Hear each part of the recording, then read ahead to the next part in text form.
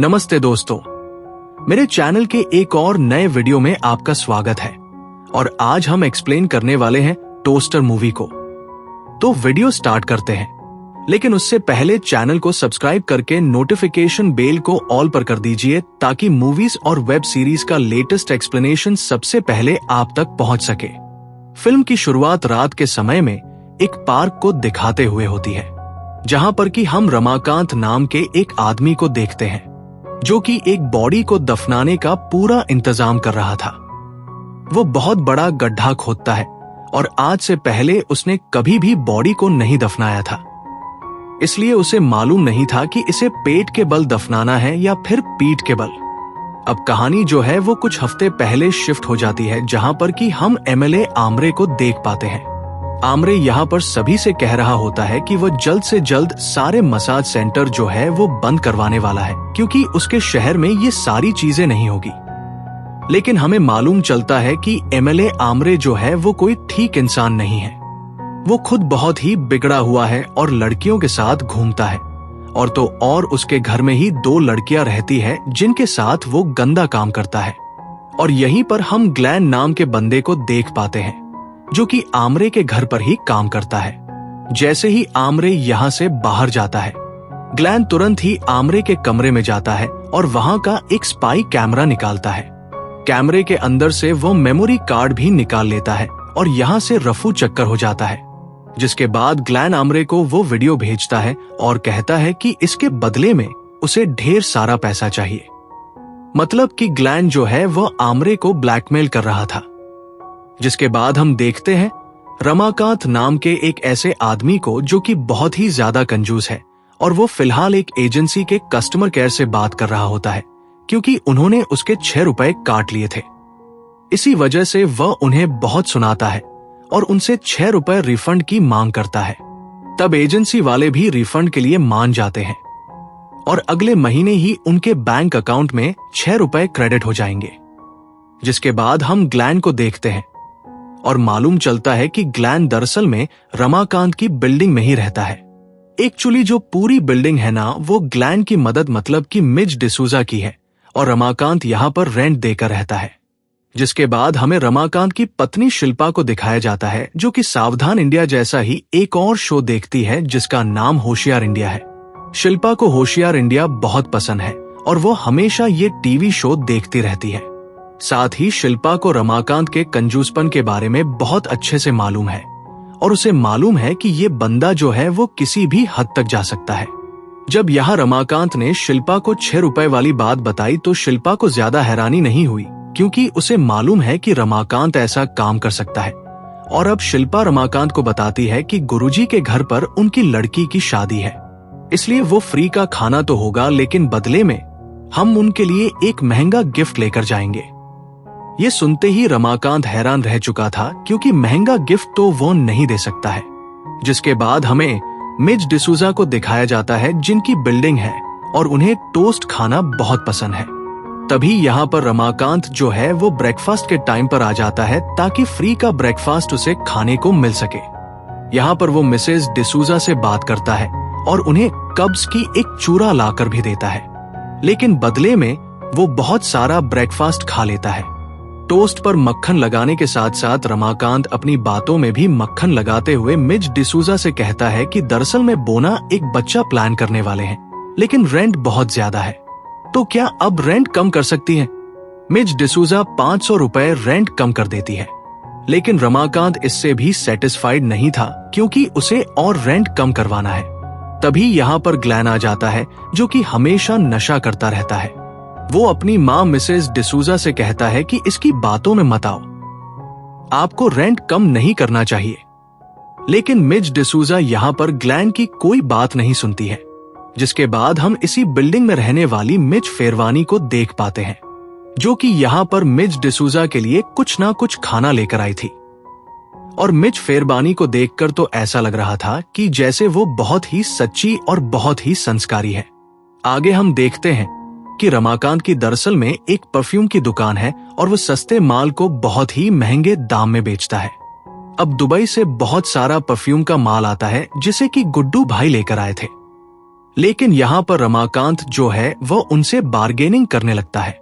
गुड्डू भाई कहता है कि मेरा ओरिजिनल माल जो है वो तुम डुप्लीकेट दामों पर खरीदते हो और अपना डुप्लीकेट माल जो है वो ओरिजिनल दामों पर बेचते हो।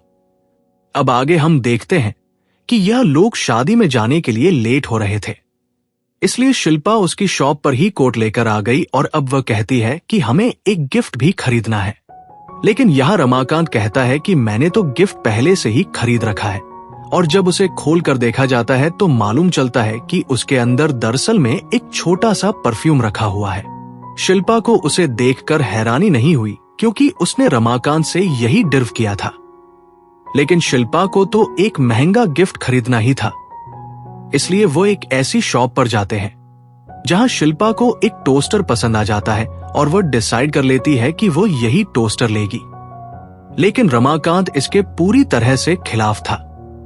वह कहता है कि ज्यादा से ज्यादा 500 रुपए का कोई गिफ्ट ले लो, लेकिन यह टोस्टर लगभग 5000 रुपए का था।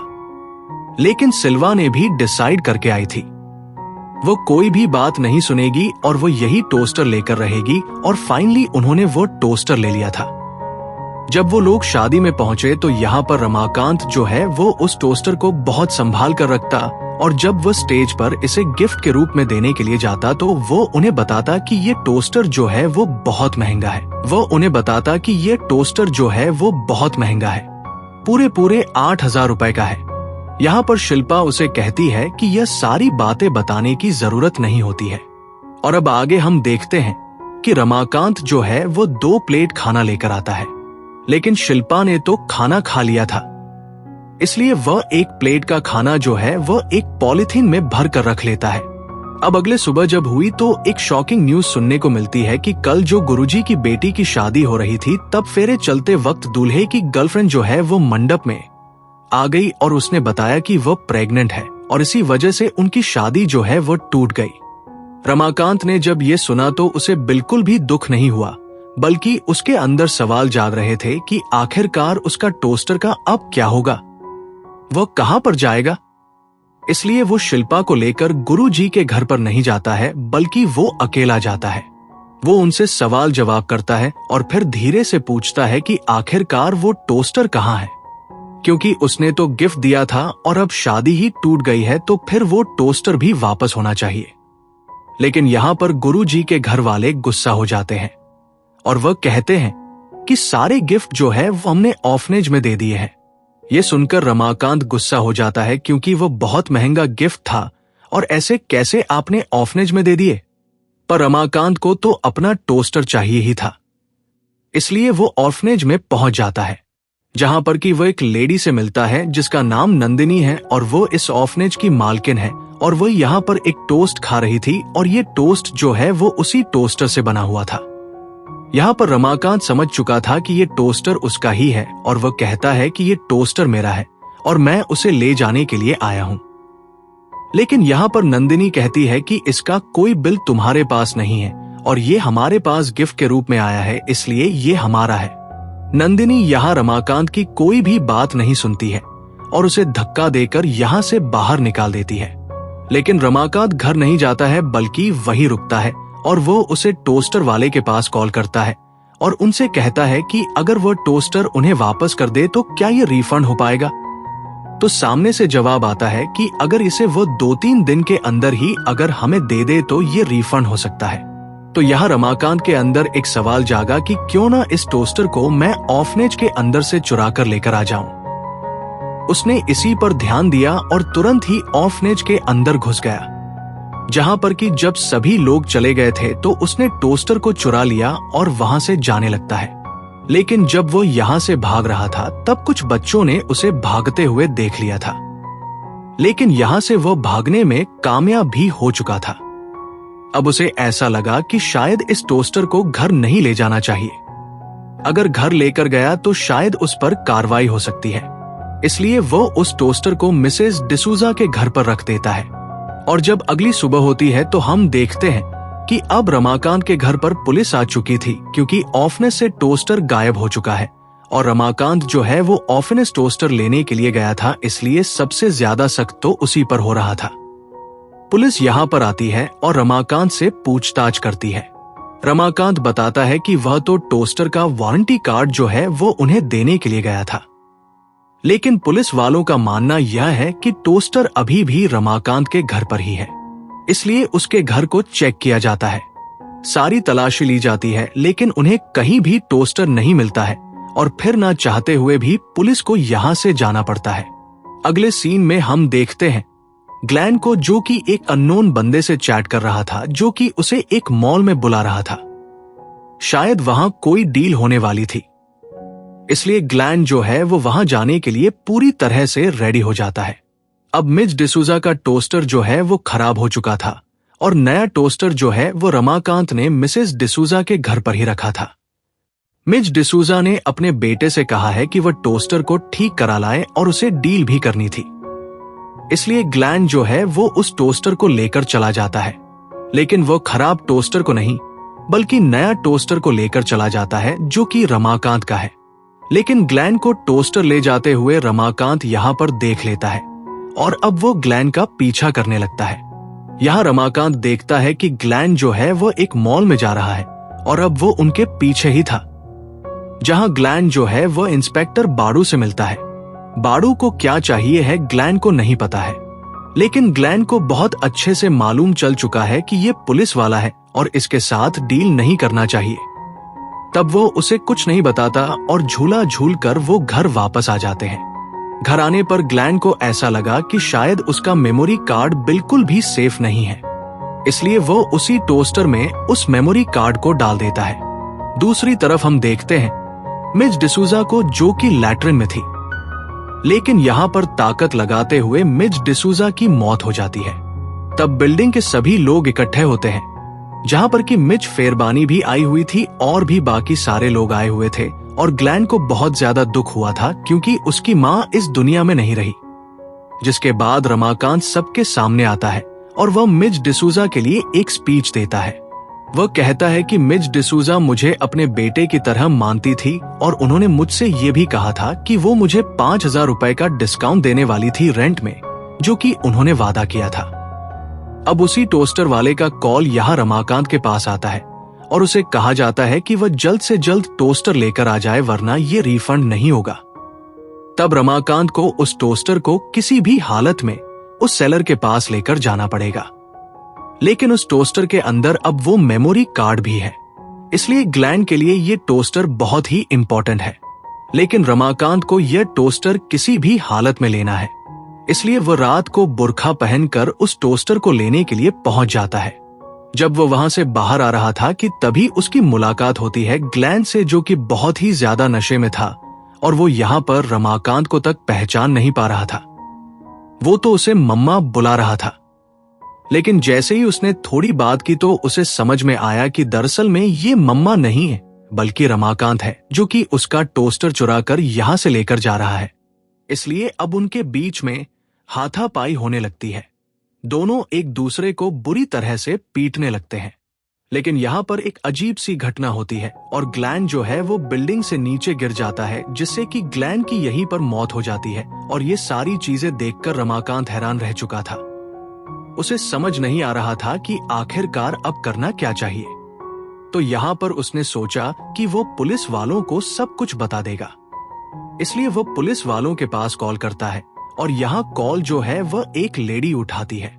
रमाकांत उनसे कहता है कि मेरी कोई गलती नहीं थी, मैं तो बस अपना टोस्टर लेने के लिए गया था। लेकिन यहाँ मालूम चलता है कि वो लेडी ऑफिसर जो है वो किसी को 3rd डिग्री दे रही थी, वो भी एक छोटी मोटी चोरी की वजह से। इसलिए रमाकांत कॉल तुरंत ही कट कर देता है। अब अगली सुबह हम रमाकांत को देखते हैं, जो कि टोस्टर शॉप पर पहुंच जाता है क्योंकि उसे अपना टोस्टर रिफंड करना था कि तभी शिल्पा का कॉल जो है रमाकांत के पास आ जाता है। शिल्पा कहती है कि हमारी बिल्डिंग में मर्डर हो गया है, या फिर कहें कि ग्लैन ने सुसाइड कर लिया है। लेकिन रमाकांत को तो ये सारी बातें पहले से ही मालूम है, इसलिए वो कॉल कट कर देता है और अब रमाकांत अपना टोस्टर रिफंड करने के लिए जाता है। तो यहाँ पॉलिसी ये है कि अगर ये यूज हो गया होगा तो ये रिफंड नहीं होगा। जब उसे चेक किया जाता है तो मालूम चलता है कि इस टोस्टर को यूज किया गया है। इस पर एक स्टिकर भी चिपका हुआ था, जिसे स्क्रैच करके कल रात ही यहाँ रमाकांत ने निकाला है। इसी वजह से टोस्टर पर काफी ज्यादा स्क्रैचेस भी हो चुके थे, इसलिए ये टोस्टर जो है रिफंड नहीं होने वाला था।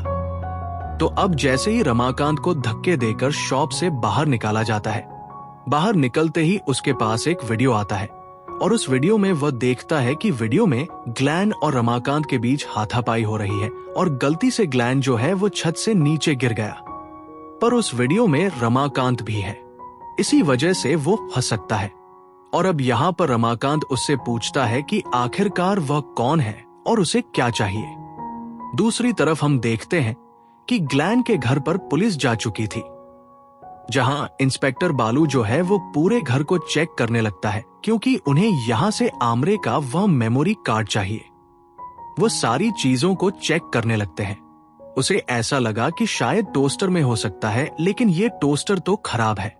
वो अपने साथी पुलिस वालों से पूछता है कि क्या इस घर से कुछ मिसिंग है या फिर चोरी हुआ है, तो उसे पता चलता है कि इस घर से कोई भी चीज चोरी नहीं हुई है। तब जाकर यहाँ बाड़ू जो है वह आमरे के पास कॉल करता है और अब शिल्पा जो है उनकी सारी बातें सुन रही थी।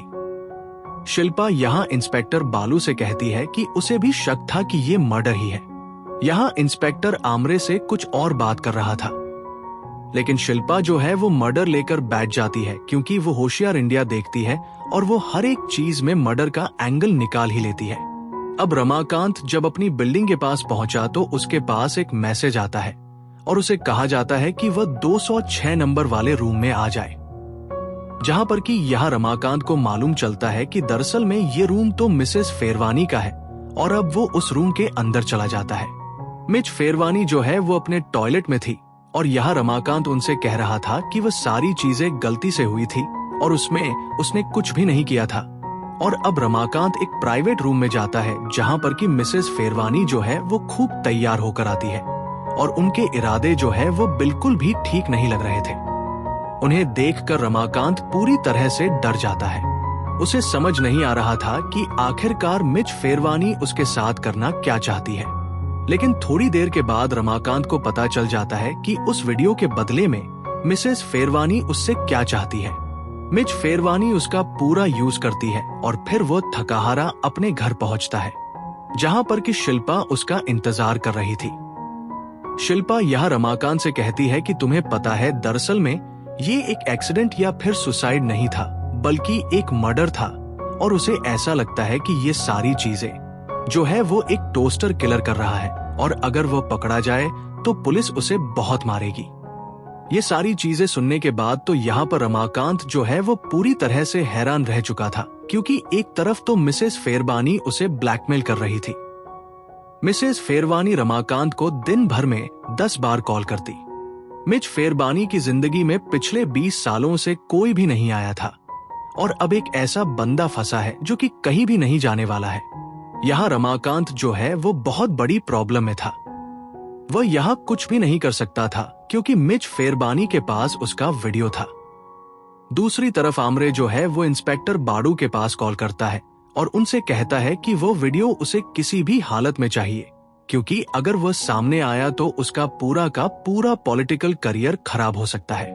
तब इंस्पेक्टर को ऐसा लगा कि ग्लैन के घर पर ही वो मेमोरी कार्ड हो सकता है, इसलिए वह फिर से एक बार ग्लैन के घर पर जाता है, सारी चीजों को चेक करता है, लेकिन वहां उसे कुछ भी नहीं मिला था। लेकिन यहां हम देखते हैं कि शिल्पा भी मौजूद थी, जो कि चुपचाप सारी बातें सुन रही थी। उसने इंस्पेक्टर को चुपचाप ग्लैन के घर में आते हुए भी देख लिया था। तो वही दूसरी तरफ हम देखते हैं कि रमाकांत के हाथ मिसेस फेरवानी का मोबाइल फोन लग जाता है। वो उसे पासवर्ड भी पता चल गया था, इसलिए वह सारी फोटो और वीडियोस को देखने लगता है, लेकिन उसे वो वीडियो तो नहीं मिली जो कि उसे चाहिए थी। और अब मिसेस फेरवानी कहती है कि उसके पास बहुत सारे बैकअप है, वो कुछ भी कर ले उसे वो वीडियो नहीं मिलने वाला है। तो रमाकांत जो है वो बहुत बड़ी प्रॉब्लम में है। वो अपनी शॉप पर बैठा हुआ था और गुड्डू भाई नोटिस करते हैं कि रमाकांत की हालत सचमुच ही बहुत पतली है। तो यहाँ पर रमाकांत उसे सब कुछ बता देता है। वह कहता है कि वह औरत उसे ब्लैकमेल कर रही है। रमाकांत यहाँ गुड्डू भाई से कहता है कि तुम्हारे पास कोई बंदा तो होगा जो कि उस बुढ़िया से मेरा वीडियो निकलवा सके। तो गुड्डू भाई के पास एक बंदा तो है, और वो बंदा दरअसल में खुद गुड्डू भाई होते हैं, जिन्होंने आज से पहले ऐसा कोई भी काम नहीं किया था। लेकिन वह आज अपना डेब्यू कर रहे हैं और वह ये काम रमाकांत के लिए फ्री में करने वाले हैं। तो गुड्डू भाई तुरंत ही मिसेस फेरवानी के घर पर पहुंच जाते हैं, जिनके हाथ में बंदूक भी थी, और वह सीधा मिसेस फेरवानी के माथे पर लगा देते हैं। गुड्डू भाई का मैसेज जब रमाकांत के पास आता है, काम हो गया, बुड्ढ के घर आजा। और अब जब रमाकांत बुढ़िया के घर पर जाता है तो वहां सीन कुछ और ही था, क्योंकि गुड्डू भाई जो है वो मारा जा चुका था। मिसेस फेरवानी ने उसे जान से मार दिया था, और अब मिसेस फेरवानी चाहती है कि रमाकांत इसकी डेड बॉडी को ठिकाने लगाए, और उसे बहुत अच्छे से मालूम है एक जगह के बारे में, जो कि एक पार्क है। तब वो लोग गुड्डू भाई की लाश को उस जगह पर ले जाते हैं और वहां उसकी बॉडी को दफना देते हैं। अगले सीन में हम देखते हैं कि ऑर्फनेज की मालकिन नंदिनी जो है वो पुलिस स्टेशन आती है और टोस्टर चोरी की कंप्लेंट लिखाती है और कहती है कि इस बच्चे ने देखा है कि उसी ने वो टोस्टर चोरी किया था। ये सारी बातें सुनने के बाद यहाँ इंस्पेक्टर को अब रमाकांत पर पूरा शक हो गया था, इसलिए वो उसके घर से रमाकांत को घसीटते हुए लेकर आते हैं, क्योंकि इसी ने टोस्टर चोरी किया है। उन्हें मालूम चल गया है और अब यही बता सकता है कि वो टोस्टर कहाँ है और उसके अंदर का मेमोरी कार्ड कहाँ है। तभी हम देखते हैं कि नंदिनी भी यहाँ पर आ चुकी थी और वह कहती है कि ये टोस्टर जो है वो पूरे 5,000 रुपए का है, और इससे पहले कि इंस्पेक्टर यहाँ पर रमाकांत को अरेस्ट कर पाता तभी यहाँ पर मिच फेरबानी आ जाती है और वो यहाँ नंदिनी से डील कर लेती है। वो यहाँ पर सेटलमेंट कर लेते हैं। उस टोस्टर के बदले में मिसेस फेरवानी नंदिनी को 5,000 रुपए दे देती है। मतलब कि ये केस जो है वो यहीं पर क्लोज हो चुका था। अब रमाकांत जो है वो मिच फेरवानी के पास जाता है। मिच फेरवानी उसे अपने पास बुलाया था और मिच फेरवानी यहाँ उसे एक गुड न्यूज बताती है। वो कहती है कि वह प्रेग्नेंट है और वो माँ बनने वाली है और उसका पिता कोई और नहीं बल्कि तुम ही हो। ये सारी बातें सुनने के बाद यहाँ पर हमारा रमाकांत जो है वो हैरान रह चुका था।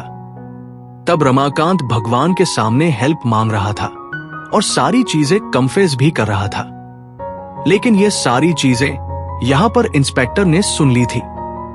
तब रमाकांत ने उन्हें सारी बातें बता दी और बताया कि वह टोस्टर भी बुढ़िया के पास ही है। तब यहाँ इंस्पेक्टर जो है वो बुढ़िया के पास जाता है और थोड़ी देर के बाद जब रमाकांत बुढ़िया के पास जाता है तो मालूम चलता है कि उस बुढ़िया ने इंस्पेक्टर को भी मार डाला है। और अब एक और काम रमाकांत के ऊपर बढ़ चुका है और वह काम ये है कि अब इंस्पेक्टर की डेड बॉडी को भी ठिकाने लगाना था। तब रमाकांत फिर से एक बहुत बड़ा गड्ढा खोदता है और वहां इंस्पेक्टर की डेड बॉडी को ठिकाने लगाता है। यहाँ पर मिच फेरवानी भी आई हुई थी, लेकिन इस बार हम देखते हैं शिल्पा को, जिन्होंने इन्हें जाते हुए देख लिया था। अब उनके पीछे पीछे वो यहाँ आ जाती है और इनका भांडा खूट जाता है।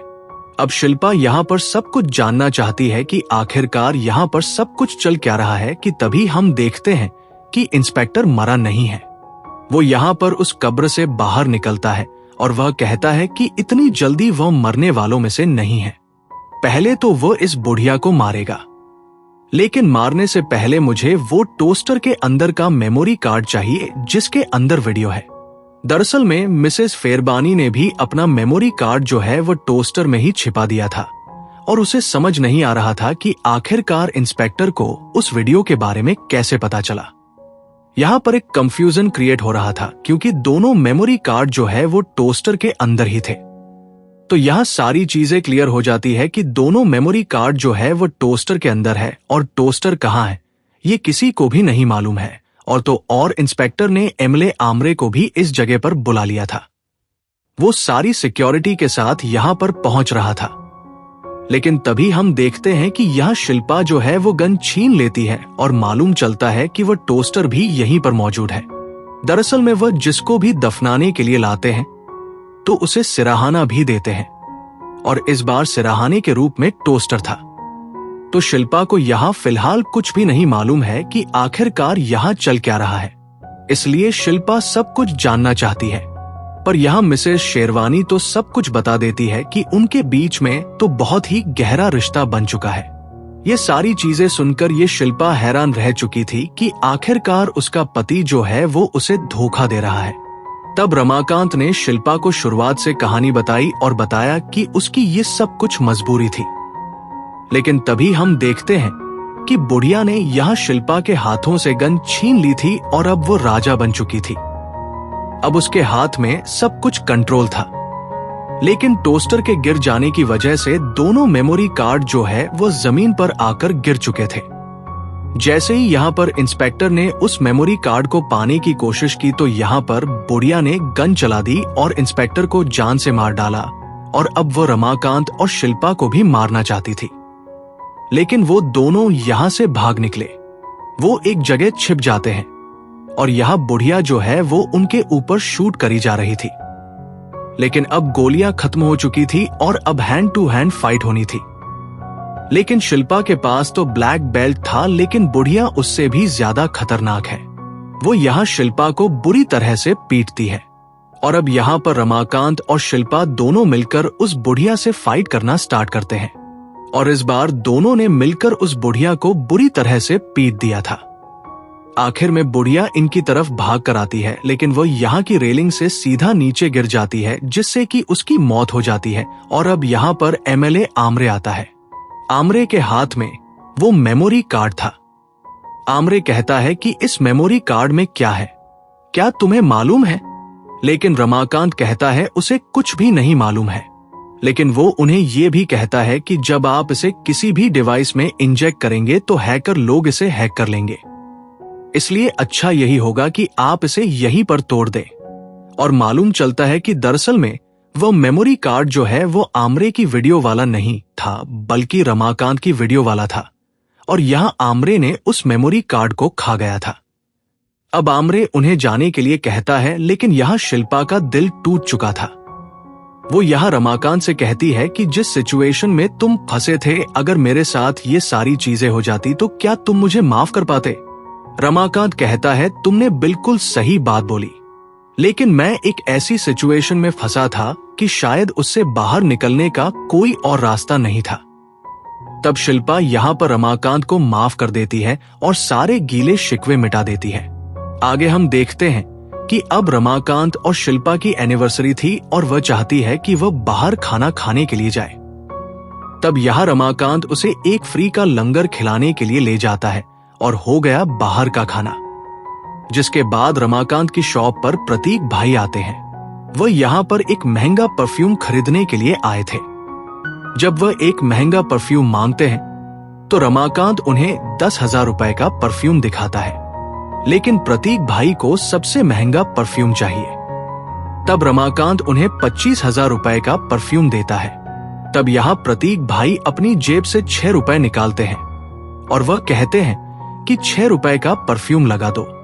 और अब रमाकांत बहुत ही खुश होकर 6 रुपए का परफ्यूम उसके ऊपर छिड़क देता है। यह देखकर उसे बहुत अच्छा लगा, क्योंकि जिंदगी में पहली बार उसके ही टाइप का उसे कोई इंसान मिला था। वो उसके साथ एक सेल्फी भी क्लिक करवाता है। इसी के साथ ये वीडियो यहीं पर समाप्त हो जाता है। उम्मीद करता हूं दोस्तों आपको ये वीडियो पसंद आई होगी। वीडियो पसंद आई हो तो वीडियो को लाइक करके चैनल को सब्सक्राइब जरूर कीजिएगा, ताकि आपको इसी तरह के लेटेस्ट और फ्रेश कंटेंट मिलते रहे। मिलते हैं एक और कमाल की वीडियो के साथ। तब तक के लिए आप हमारे चैनल के साथ बने रहिए।